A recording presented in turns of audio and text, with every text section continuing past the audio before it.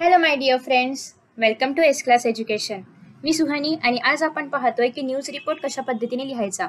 As you know की 10th स्टँडर्डच्या board एक्झाममध्ये question number 6A बी याच्यामधील बी आता आपण पाहतोय. बी मध्ये दोन ऑप्शन्स असतात. एक तर B1 म्हणजे काय आहे न्यूज रिपोर्ट आणि याला ऑप्शन असणार आहे और ते म्हणजे B2. B2 मध्ये काय असतं स्टोरी रायटिंग. ओके, सो हे दोन्ही पण 5 मार्क्ससाठी आहेत. म्हणजे रिपोर्ट पण 5 मार्क्ससाठी येतो आणि स्टोरी पण 5 मार्क्ससाठीच येते. सो तुम्ही दोघांपैकी कोणतेही एक पाहू शकता. स्टोरीवरती मी ऑलरेडी व्हिडिओ अपलोड केलेला आहे, सो तुम्ही तो व्हिडिओ चेकआउट करू शकता. आता आपण पाहणार आहोत न्यूज रिपोर्ट. सो बेसिकली आपण एका एक्झाम्पलच्या सहाय्याने पाहणार आहोत की न्यूज रिपोर्ट कसा लिहायचा.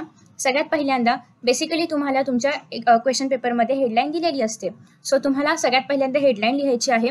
मी हेडलाईन लिहिलेली आहे आणि याच्यावरती तुम्हाला एक बॉक्स पण केलेला पाहायला मिळतोय. सो हा बेसिकली पेनाने बॉक्स केलाय. तुम्हाला पेन्सिल कुठेही नाही वापरायचे. हे मार्जिन वगैरे सोडता तुम्हाला इतर कुठेही पेन्सिल नाही वापरायची आहे. सो तुम्ही इथे जी हेडलाईन लिहिणार आहात तर ती पूर्ण कॅपिटल लेटर्समध्ये लिहू शकता. ते छान दिसतं किंवा तो एक वेगळा भाग आहे न्यूजपेक्षा असं आपल्याला पाहायला मिळतं, कारण हेडलाईन उठून ठळक दिसली पाहिजे. सो आता आपण ठळक वगैरे करण्यासाठी वेगळा पेन नाही वापरू शकत, आपल्याला एकच पेन वापरायचं आहे. मग त्यासाठी आपण काय करू शकतो चेंज म्हणून, तर ही जी हेडलाईन आहे तर ती पूर्ण कॅपिटल लेटर्समध्ये लिहू शकतो आणि त्याला एक छान बॉक्स करू शकतो. ओके, सो तर क्वेश्चन असा होता की साने गुरुजी विद्यालय सेलिब्रेट्स ट्री प्लांटेशन प्रोग्राम. तर Sane Guruji विद्यालयाने tree plantation programme celebrate केलेला आहे. एवढीच हेडलाईन आहे आणि याच्यावरती तुम्हाला 5 मार्क्ससाठी न्यूज रिपोर्ट लिहायचा आहे. मग आता बाकी काय लिहिलंय हे आपण नंतर पाहूया. सुरुवातीला जेव्हा आपण ट्री प्लांटेशन प्रोग्राम हे रीड करणार आहोत तेव्हा आपल्या माइंडमध्ये क्लिक झालं पाहिजे की ट्री प्लांटेशन आपण कधी कधी करू शकतो. एक तर पहिली गोष्ट एन्व्हायरमेंट डेला आपण ट्री प्लांटेशन करू शकतो. मग एन्व्हायरमेंट डे कधी असतो? 5 जूनला असतो. ओके, आणि सगळ्यात महत्त्वाचं म्हणजे न्यूज आपण सेकंड डेला लिहितो, कारण काल घडलंय आणि आपण आज सांगतोय. असंच असतं ना न्यूजमध्ये की काल घडलेलं असतं आणि आज पेपरमध्ये छापून येतं. सो त्याच पद्धतीने ही न्यूज घडलेली असणार आहे 5 जूनला. सो आपण इथे तारीख टाकताना टाकणार आहोत 6 जून. ओके, आता सगळ्यात पहिल्यांदा हे तुम्ही एक भूमिका बांधणार आहात की ट्री प्लांटेशन म्हणजे एन्व्हायरमेंट डे म्हणजे 5 जूनला न्यूज घडलेली आहे आणि 6 जून आता आपण तारीख लिहिणार आहोत. हे सगळं आधी ठरवायचं आहे न्यूज लिहायच्या आधी, सुरुवात करायच्या आधी. हेडलाईन सगळ्यात पहिल्यांदा लिहायची आहे. त्याच्यानंतर लिहायचं आहे हे कुठे घडलं. ठाणे, पुणे, मुंबई, महाबळेश्वर एक्सेट्रा कुठे काही लिहू शकता. मला ठाणेची स्पेलिंग सोपी वाटली सो मी या ठिकाणी ठाणे घेतले. तुम्ही मुंबई लिहा, सातारा लिहा, सांगली लिहा, कोल्हापूर लिहा, सोलापूर लिहा, वॉटेवर काही लिहू शकता. असं काही बंधन नाहीये की तुम्हाला कुठलं नाव लिहायचंय, कुठला डिस्ट्रिक्ट लिहायचंय, कुठला जिल्हा लिहायचा, असं काही बंधन नाहीये. तुम्ही कोणताही जिल्हा घेऊ शकता ॲज यू विश. नेक्स्ट तुम्हाला लिहायचे आहे छानसं कॉमा करून तारीख लिहायची आहे आणि ब्रॅकेटमध्ये बाय स्टाफ रिपोर्टर, कारण कुणीतरी ही न्यूज दिली आहे. सो तुम्ही बाय स्टाफ रिपोर्टर लिहू शकता किंवा by Times of India whatever काही लिहू शकता या ठिकाणी. असं काही इथे पण काही रूल नाहीये की काय लिहायचं, फक्त काहीतरी लिहायचं आहे की न्यूज कोणी दिली ते तुम्हाला लिहावं लागेल.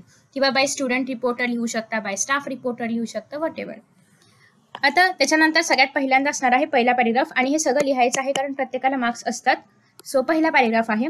पहिल्या पॅरेग्राफमध्ये आपण बेसिकली काय लिहितो की न्यूज कधी घडलेली आहे, वेळ असेल तर वेळ लिहायची आहे, कुठे घडली आहे, शाळेमध्ये असेल वॉटेवर जिथे पण असेल. तर या ठिकाणी तुम्हाला शाळेचं नाव पाहायला मिळते, सो तेच नाव मेन्शन करायचं, दुसरं नाव नाही बदलायचं. मग आता ही शाळा कुठे आहे, इथे तुम्ही जे काही डिस्ट्रिक्ट वगैरे जसं पण नाव लिहिलं असेल तिथे ती शाळा आहे. ओके, सो ते तुम्हाला इथे मेन्शन करायचं की बेसिकली प्रोग्राम कुठे घडला, कधी घडला, वेळ असेल तर केव्हा घडला, हे तुम्हाला सगळं फर्स्ट पॅरामध्ये मेन्शन करायचं असतं.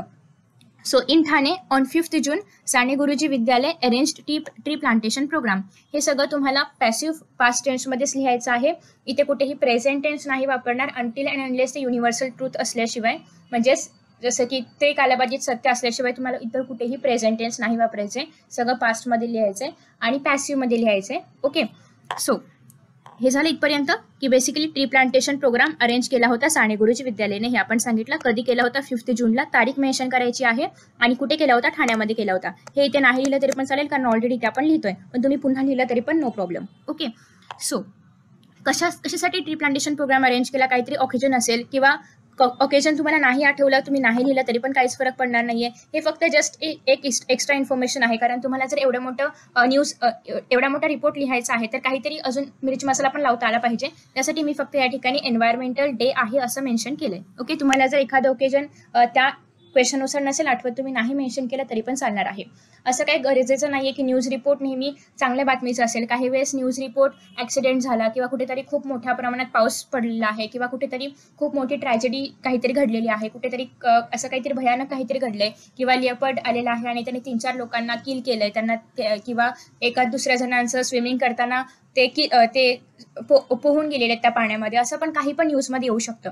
सो जर ओकेजन असेल, प्रत्येक वेळी असं काही कंपल्सरी नाहीये. जर ओकेजन नसेल तर तुम्ही ती गोष्ट जी काही घडली असेल, जी काही ट्रॅजेडी घडली असेल, ती तुम्ही या ठिकाणी मेन्शन करू शकता. ते आपण शेवटी पाहूया. आधी आपण एक न्यूज पाहूया, मग तुम्हाला थोडीशी आयडिया येईल आणि मग आपण बाकीचे कसं लिहिलं जाऊ शकतं ते आपण पाहणार आहोत. सो इथपर्यंत आपण आलेलो आहोत. आता हा प्रोग्राम कुठून कुठपर्यंत म्हणजे कधीपासून कधीपर्यंत होता, तर सकाळी 9 वाजल्यापासून 5 वाजेपर्यंत. हे एवढं सगळं डिटेलमध्ये यासाठी लिहायचंय की एकतर हे आपण न्यूज बऱ्याचदा तुम्ही पाहिल्या असतील किंवा ऐकल्या असतील किंवा वाचल्या असतील, तर त्या ठिकाणी पण वेळ मोस्टली सांगितला जातो. तुम्ही लिहायचं राहिलं किंवा विसरला तर काही फरक पडत नाही. फक्त एवढेच की पॅराग्राफ थोडासा मोठा होतो, सो त्याच्यामुळे थोडंसं मोठं लिहिल्यासारखं वाटतं. बट हे त्याच्यामध्ये ॲक्च्युअल इम्पॉर्टंट मोठं असलं पाहिजे. उगाच काही लिहायचं नाहीये, कारण न्यूज रिपोर्ट हा प्रॉपर असला पाहिजे, कारण तशाच पद्धतीचे न्यूज आपण वाचतो, ऐकतो. सो तेच तुम्हाला या पेपरमध्येही लिहायचं आहे. Okay. So was held on the playground of the school. आता ऑब्विसली ट्री प्लांटेशन आहे तर हॉलमध्ये किंवा क्लासरूममध्ये नाही होणार, प्लेग्राउंडमध्येच होणार. सो ते पण तुम्हाला मेन्शन करायचं आहे. Many students were participated in this programme along with their parents. So आता तुम्ही या ठिकाणी असं पण मेन्शन करताय की पेरेंट्स पण आले होते. स्टुडंट्स तर ऑब्विसली स्कूलमध्ये आहे तर स्टुडंट्स असणारच, पण आता आपण असं कसं लिहिणार ना की स्टुडंट्स फक्त पार्टिसिपेट झाले. मग ती ओळ जर लिहायची असेल तर त्या ठिकाणी तुम्हाला पेरेंट्स पण होते असं पण एक छोटंसं तुम्ही ऍड करू शकता, काहीच प्रॉब्लेम नाहीये. ओके. आणि ऑब्विसली टीचर तर असणारच आहे, स्कूल आहे त्याच्यामुळे. सो तुम्ही टीचर्स होते असं नाही मेन्शन केलं तरी पण चालणार आहे. आता सेकंड पॅरेग्राफमध्ये ती प्रोसेस कशी होती किंवा तो जो समारंभ आहे तो कसा घडला ते तुम्हाला स्टेप बाय स्टेप लिहायचंय. सगळ्यात पहिल्यांदा कोण आलं, कोणी भाषण दिलं असेल तर ते भाषण दिलं, त्या भाषणामध्ये चीफ गेस्टने काय सांगितलं, चीफ गेस्ट नंतर प्रिन्सिपलने भाषण दिलं असेल त्यांनी काय सांगितलं, त्याच्यानंतर ट्री प्लांट केलं पाहिजे याच्याबद्दल काय सांगितलं का, किंवा आम्ही ट्री प्लांट केल्यानंतर ते जगवणार पण त्यांचं पोषण पण करणार, अशी काही प्लेज वगैरे घेतली का, हे सगळं तुम्हाला मेन्शन करायचं आहे. सो आफ्टर दॅट नेक्स्ट आहे tree plantation programme was arranged to aware people and tell them the importance of tree plantation. हा प्रोग्राम का घेतला असेल असं उगाचच तर नाही.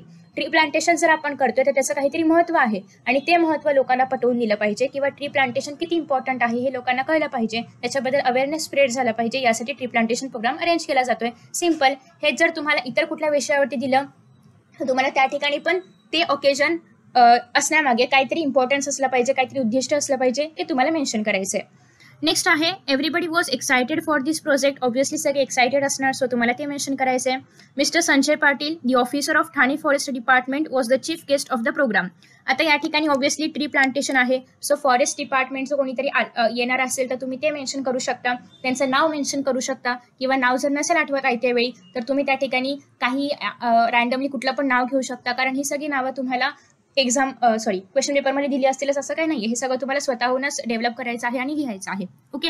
सो आता हे सगळं तुम्ही लिहिणार आहात. नेक्स्ट आहे आता मी जर इथे ठाणे मेन्शन केले तर ऑब्विसली मला ठाण्याचेच फॉरेस्ट डिपार्टमेंट मोस्टली लिहिलं गेलं पाहिजे, कारण तुम्ही इतर कुठलं शक्यतो लिहू शकत नाही, सो ठाण्याचेच लिहायचं आहे.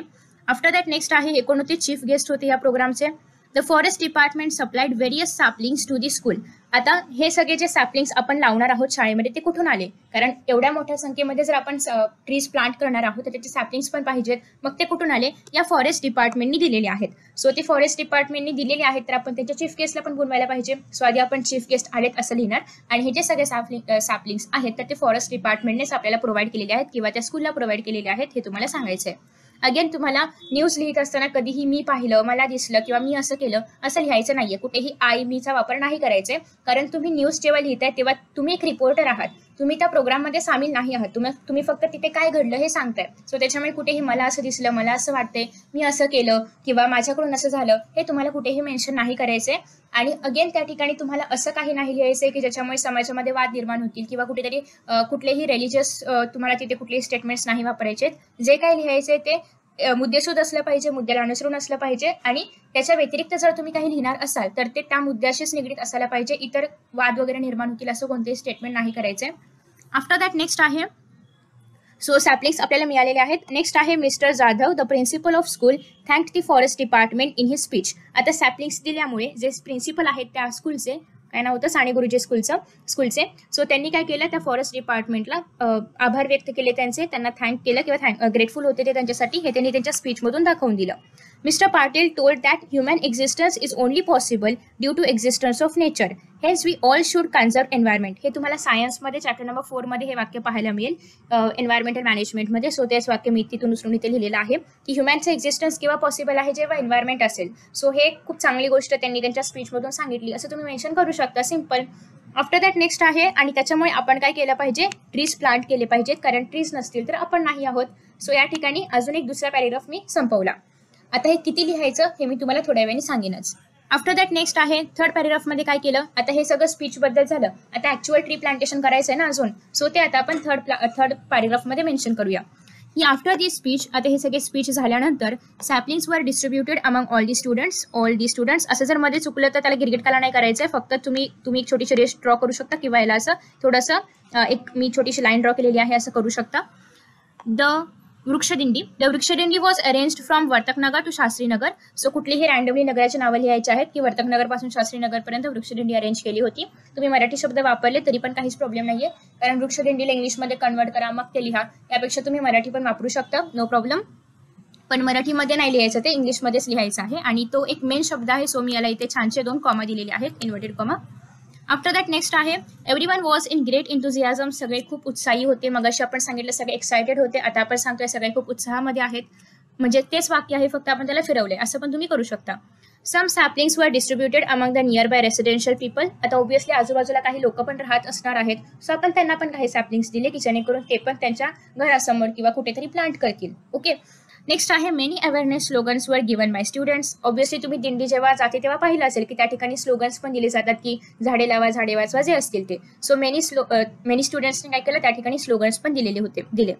नेक्स्ट आहे then all the students came to the school and planted the saplings around the ground. या ठिकाणी फुल स्टॉप आहे.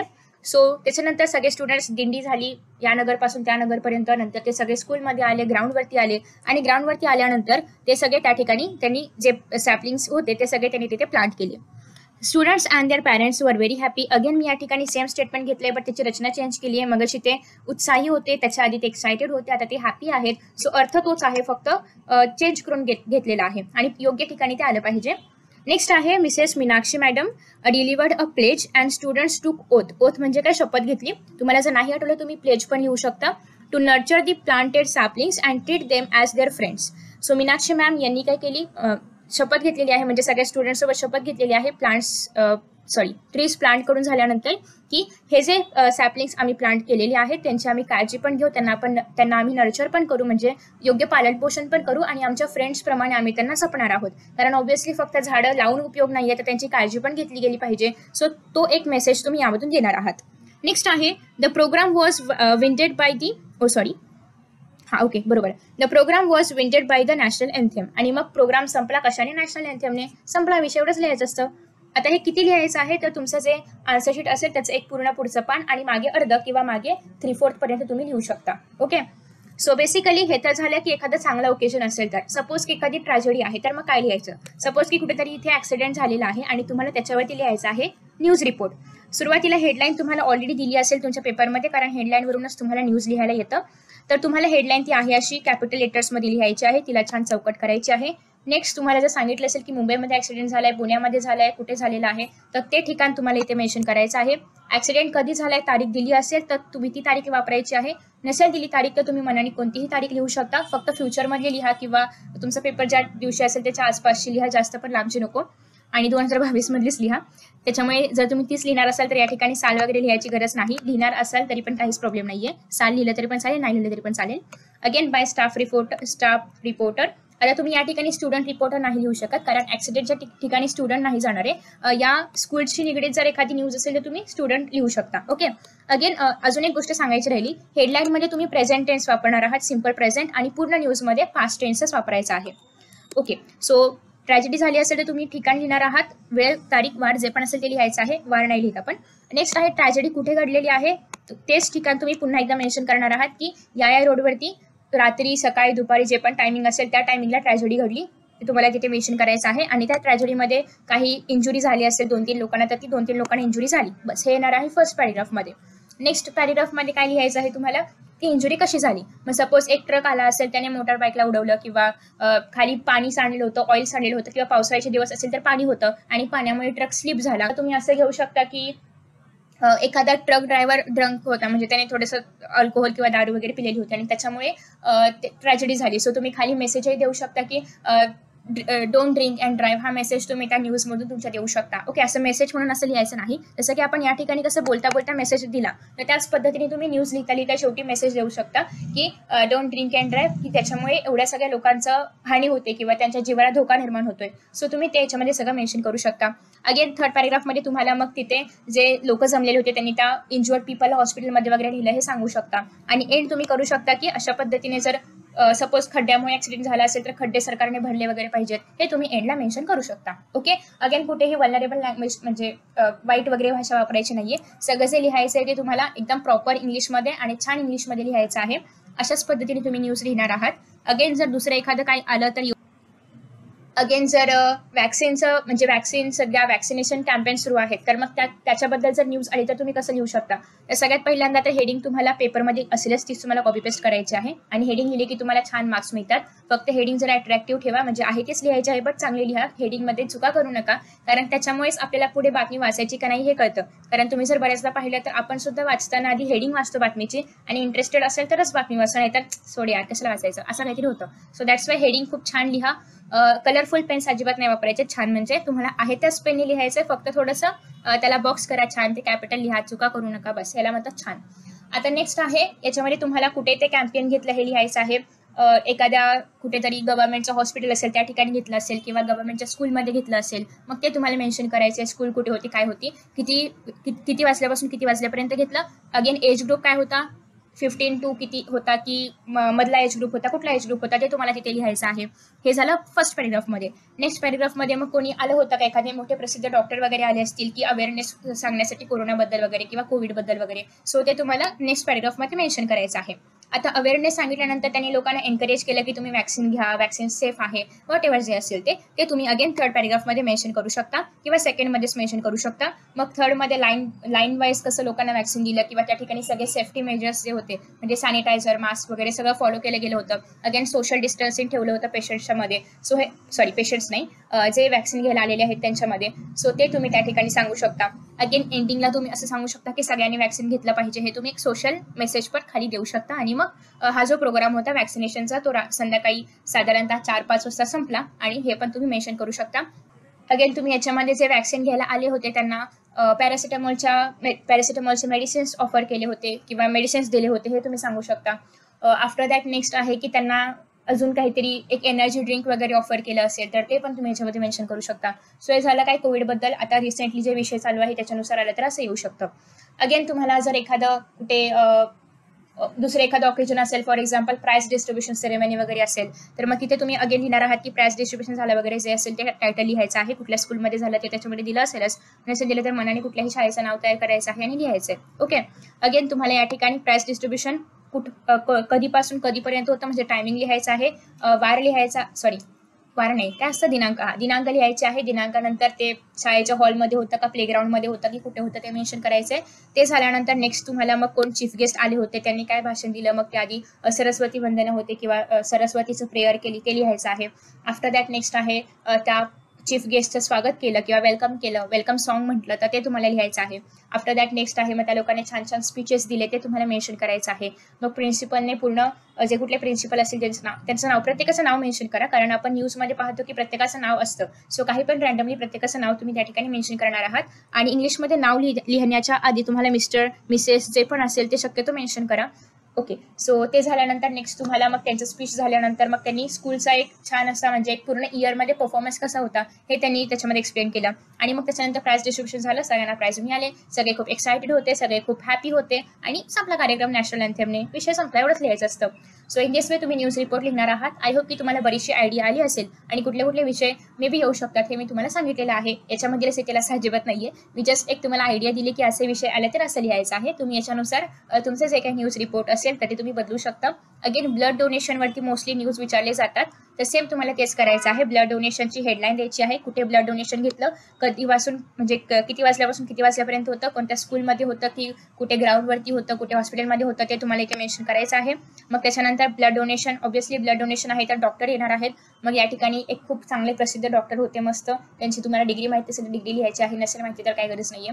सो ते खूप छान प्रसिद्ध असे डॉक्टर होते, ते आलेले आहेत आणि त्या डॉक्टरनी लोकांना एनकरेज केले की तुम्ही ब्लड डोनेट केलं पाहिजे. हेच ब्लड आपण इंजुरी झालेल्या लोकांना वापरू शकतो, त्यांची लाईफ आपण सेव्ह करू शकतो. सो ते तुम्ही नेक्स्ट पॅरामध्ये मेन्शन करणार आहात. मग बऱ्याच जणांनी ब्लड डोनेट केलं, बऱ्याच जणांना खूप छान वाटलं ब्लड डोनेट करून.